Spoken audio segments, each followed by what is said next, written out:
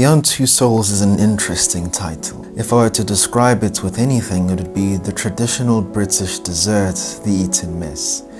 An intentionally jumbled up mixture of whipped cream, meringue and strawberries, of course. As gamers were used to being served something more like a pavlova, structured, easy to understand, and digestible layers. The pavlova and the Eton Mess consist of the exact same ingredients. The fundamental difference between these two packages is their presentation. Beyond Two Souls is presented like no other story-driven game you've ever played before. Even if you're somebody who's played David Cage's games before, such as Detroit Become Human or Heavy Rain, you can definitely tell that Quantic Dream was feeling particularly creative with this title. Beyond Two Souls gets many things wrong, but I think despite its imperfections, by the time you've completed the entire game, you will have a positive perspective on the title. So, thank you for joining me once again, and let's get into it. This is my Patience Gamer review of Beyond Two Souls, A Fractured Beauty.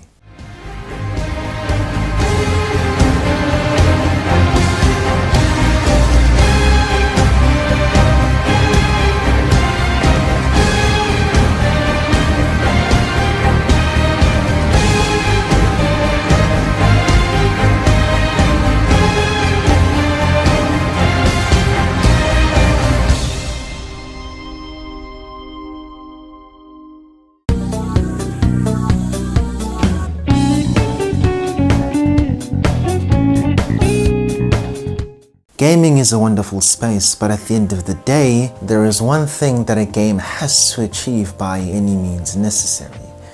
What is that goal? It's to keep you entertained. If a game is unable to do that, or even worse, bores you, the game has failed to do its job.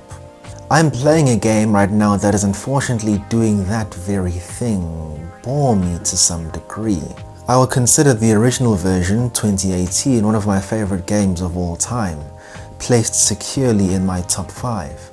But I don't know, this time around I feel like something is missing. It feels a lot like been there, done that, and I don't want to feel that way. I'll definitely go into more detail when I finally come with my Ragnarok review in the upcoming weeks. So while I have these unfortunate feelings about a game series that I really enjoy, I do hope later that my feelings will definitely change. But the reason I bring up that example is because I had a completely different reaction and experience when interacting and playing Beyond Two Souls. And I think the very reason because of that is because of the second soul.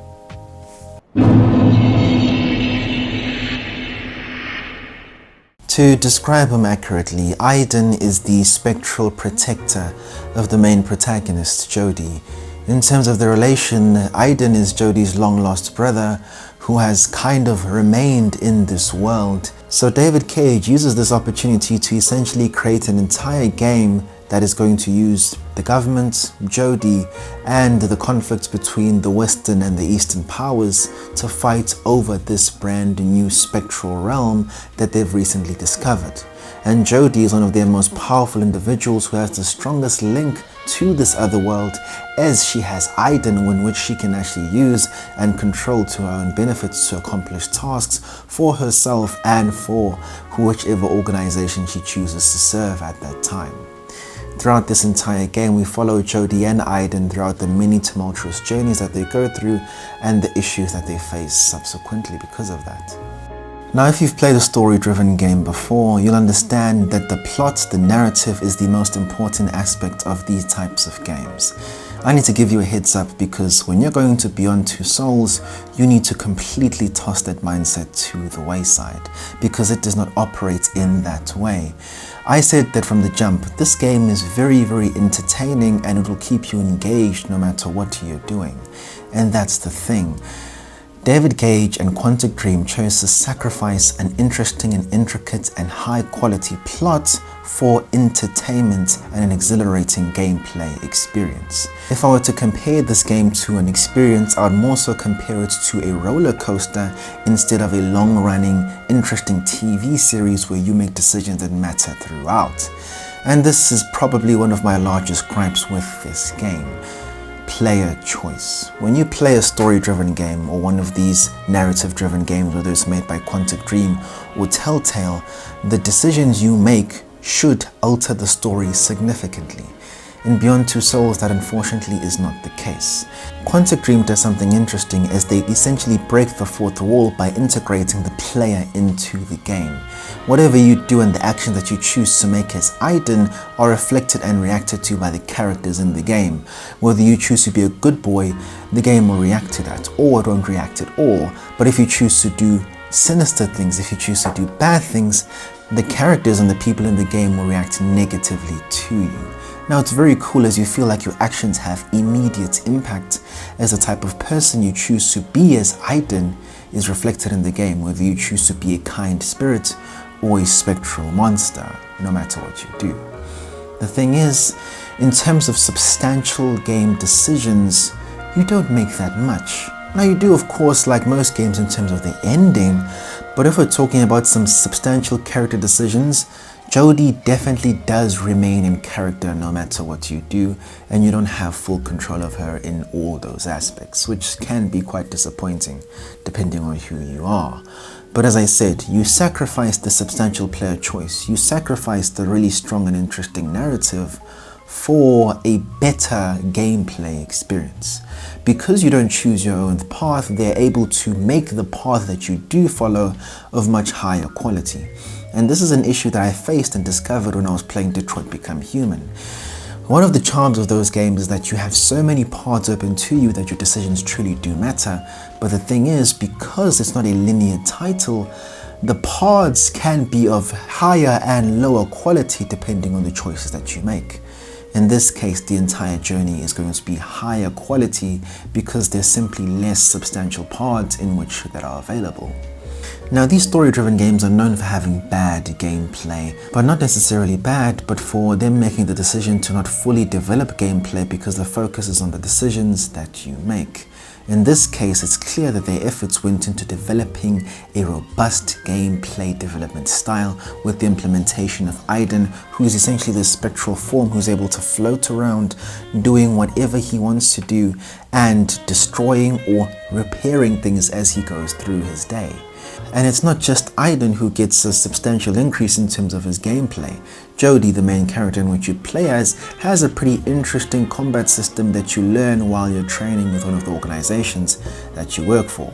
It's pretty cool, and in terms of streamlining the gameplay experience compared to Heavy Rain and even Detroit Become Human, it's a much welcome improvement. Because I'll be honest, in Heavy Rain, when I was being tasked to turn every single individual doorknob, being forced to flip eggs because I'm making one of my companions some breakfast, it was just more frustrating and annoying and a time waster more than anything else. Now, I mentioned in the beginning that Beyond Two Souls is essentially an eaten mess. It's an intentionally jumbled up experience, and I mean what I say.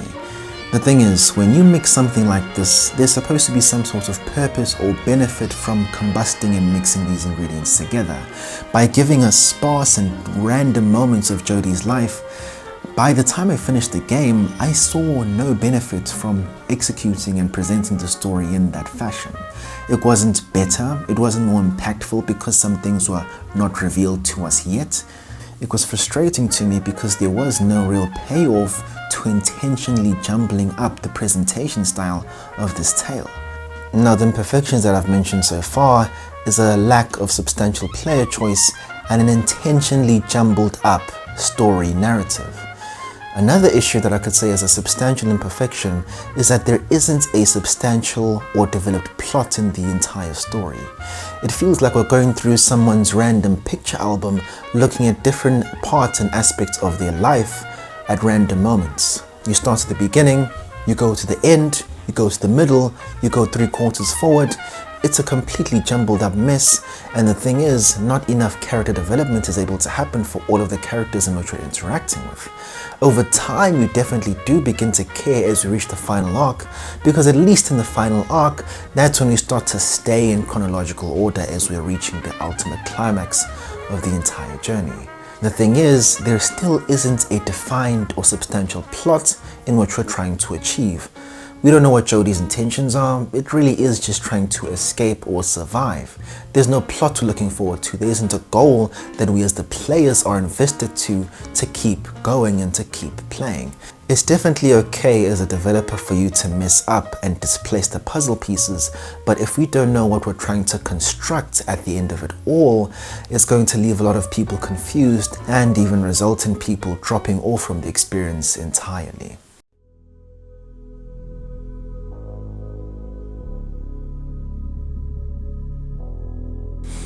Now, despite all of these imperfections that I've mentioned so far, I definitely enjoyed the title and I would recommend it to you if you're interested in playing it today.